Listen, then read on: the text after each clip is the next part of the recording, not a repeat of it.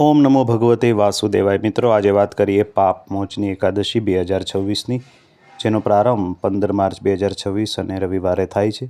એકાદશીની તિથિનો પ્રારંભ 14 માર્ચ 2026 સવારે 8:10 અને સમાપ્તિ 15 માર્ચ 2026 અને સવારે 9:16 કલાકે થાય છે।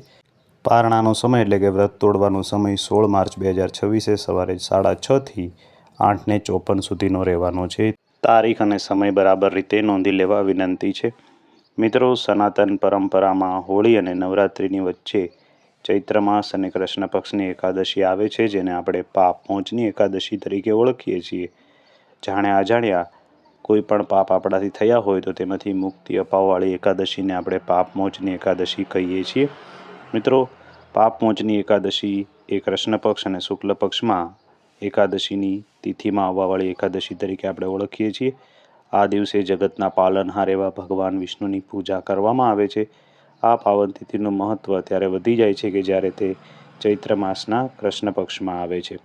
માન્યતા એવી છે કે પાપમોચની એકાદશીની તિથિ પર ભગવાન વિષ્ણુના વિધિ વિધાનથી પૂજા અને વ્રત કરવામાં આવે તો તમામ પ્રકારના પાપો દૂર થાય છે, હરિકૃપા અને મોક્ષની પ્રાપ્તિ થાય છે।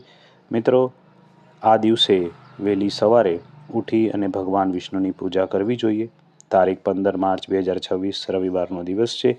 ચૈત્ર માસ અને કૃષ્ણ પક્ષની તિથિ એ આમ તો 14 માર્ચ 2026ના 8:10થી શરૂ થાય છે અને 15 માર્ચે સવારે 9:16 સુધી રહેવાની છે।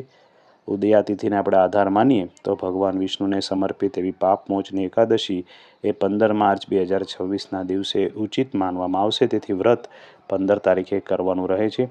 પારણા 16 તારીખે સવારે 6:30 થી 8:54 સુધી આપણે કરવાના છે।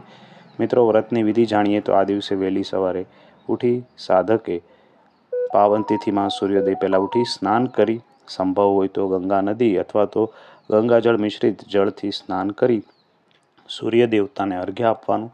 ત્યારબાદ ભગવાન વિષ્ણુનું ધ્યાન કરી પાપ મોચની એકાદશીનું વ્રત કરવાનો સંકલ્પ લેવો અને ત્યારબાદ ઘર અને મંદિર અથવા દેવાલય જઈ ભગવાન વિષ્ણુની ગંગાજળ, ફૂલ, ફળ અને રોલી ચંદન ધૂપ દીપથી પૂજા કરવી। ત્યારબાદ પીળી વસ્તુનો ભોગ અર્પિત કરવો, પાપ મોચની એકાદશીની વ્રતકથા સાંભળવી અને અંતમાં ભગવાન વિષ્ણુની આરતી કરવી।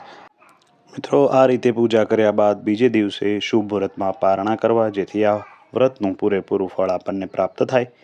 હિન્દુ માન્યતા મુજબ પાપ મોચની એકાદશી પોતાના નામ અનુસાર ફળ પ્રદાન કરે છે।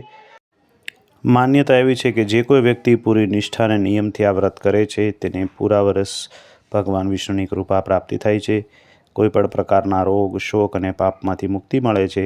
પાપ મોચી એકાદશીનું વ્રત એ સાધકને પુણ્ય ફળ આપે છે, સાથે સાથે મોક્ષની પણ પ્રાપ્તિ કરાવે છે।